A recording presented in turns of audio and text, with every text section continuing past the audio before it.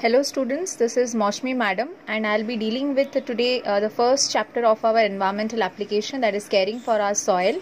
So as you know, Earth is a unique planet in which its presence of abiotic features and climate conditions have led to the sustainable development of the entire ecosystem as well as sustenance of life. So today we will study how the three spheres, that is soil, lithosphere, water hydrosphere and air atmosphere, are threatened by increase in population, rapid industrialization and many more anthropogenic features. Okay, so today we'll deal with caring for our soil, its conservation. So when it comes to conservation, it means wise and sustainable use of the resource so that we get the maximum benefit without jeopardizing the future generation. Okay, so we should keep in mind that we should use the natural resource rationally and equitably without degrading them. Before we move to the soil, we know the importance of soil, that soil is required for the growth of plants. It provides basic requirements and it is highly essential in the field of agriculture. Today we will deal with the soil profile, which shows the various horizons O, A, B and C. These particular horizons have its own features, like the first region O consists of organic matter which has a lot of leaf litter. The horizon A consists of mineral layer. The third horizon has maximum presence of iron and clay, and the last has got unbroken rocks, that is horizon C. Today we will study how soil erosion, that is removal of the top layer of the soil due to various either natural causes or human causes. So those causes, let us see one by one. The first one is human causes, deforestation. You know, deforestation means cutting down of the trees. When the roots of the trees holds and binds the soil, and when we cut it, the absorbance of water and the percolation of water capacity decreases. When trees are cut down, the soil becomes loosened up and exposed to erosion by agents of water and wind. The second point goes for overgrazing, which says that the cattle grazes on a particular field repeatedly, then it will lead to uprooting and eating away of the roots. The grasses have no scope to regenerate, and finally they will become denuded. So the soil is thus susceptible to erosion by water and wind. The third is wrong agricultural practices. When we go for injudicious use of fertilizers, water and pesticides, it makes the soil very much unfertile, which causes no vegetation, and farming and unsustainable terrains and soil compaction. So this leads to further erosion. The next one is use of fertilizers. Improper use of chemical fertilizers and pesticides in large quantities for a longer period of time will cause the soil quality to degrade and will make it very much unfit for the vegetation. The next comes improper land use, which says that if we go for improper land use and mining activities without proper reclamation and reforestation measures, then it can cause soil erosion. These are the human causes you have to remember. The next one will move to the natural causes. The first one being heavy or torrential rains. Torrential rains generally loosens up and removes the soil particles, causing small crater formation, ejecting the soil particles. When it comes to runoff, the rate of rainfall exceeds the rate of absorption. That time it loosens up the soil particles, causing erosion. Gully erosion is when the soil is washed away by the heavy flowing water, rainwater especially, on the hill slope sides, cutting deep channels. Coming to wave action, it is also called as shoreline erosion, which occurs due to the action of waves and changing of tides. Movement of snow and glaciers is another cause for soil erosion, which may be due to abrasion or maybe ice thrusting or plucking. The next one is movement of snow and glaciers. At the same time, rivers and winds. These three also causes soil erosion. The last one is flood, which causes soil erosion when large volumes of water flows rapidly. These are the natural causes of soil erosion.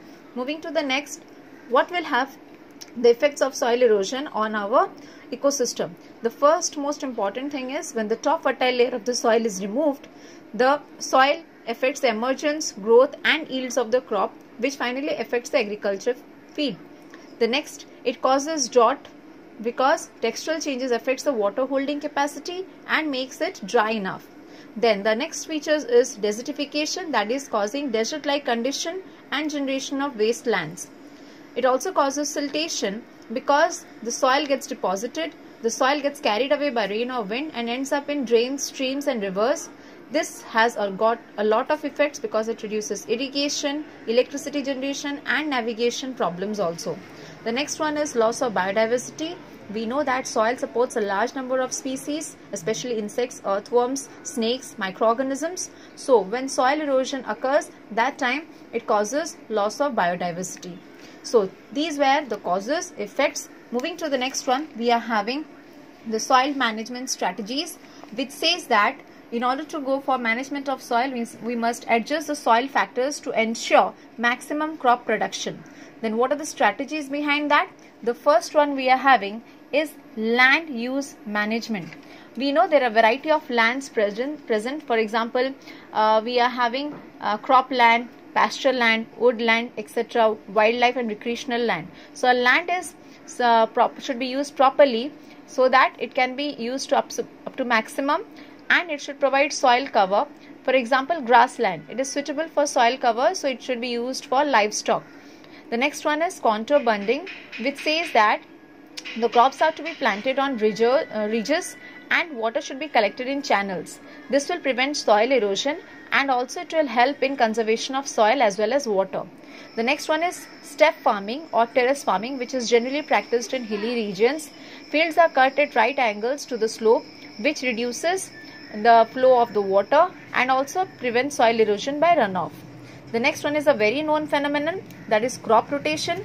Crop rotation is also known as alternate cropping, which we have studied in standard 9, which says that we should plant the main crop along with the leguminous crop to reduce the loss of the soil and its nutrients by wind and water. It will also control growth of unwanted weeds and pests, and finally reduce the menace of insects and pests. The next one is very important, that is mulching. It's a new term. This means dry leaves, stalk, husk of the harvested crops, etc. should be spread on the soil evenly so that it is not bare and not exposed to the agents of erosion. That it has got a lot of advantages also. It was in your ICSE question also, that it checks soil erosion by wind, it adds moisture, and also it adds organic matter to the soil. So these points you should remember. Mulching is a new term and helps in conservation of soil.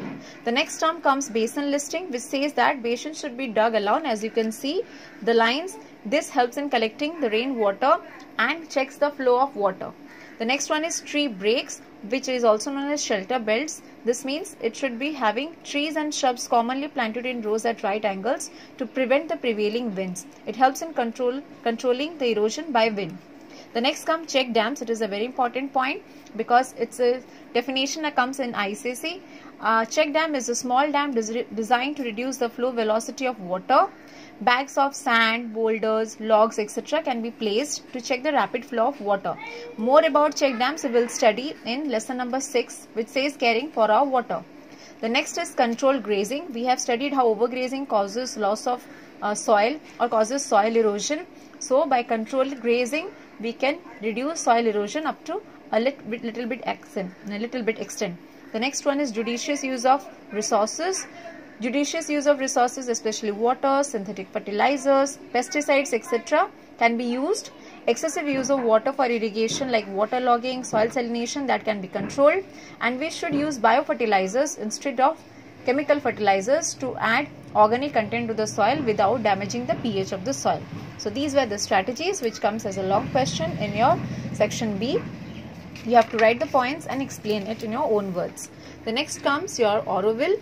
Auroville and Tarun Bharat Sangh TBS are the two agencies which has been working for a long time for conservation of soil and preventing soil erosion.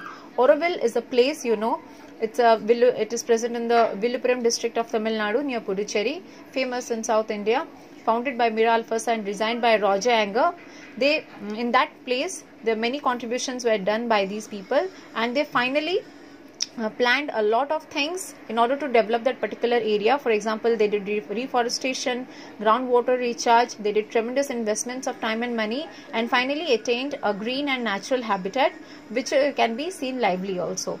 The next one is Tarun Bharat Sangh. It is an NGO which is currently directed by Rajendra Singh, and he has done a lot of contribution along with his fellow men by in fields of forest management, water resource, forest and wildlife protection, in study of soil and topography, in building of check dams. So these were the basic agencies or places where soil conservation has been done.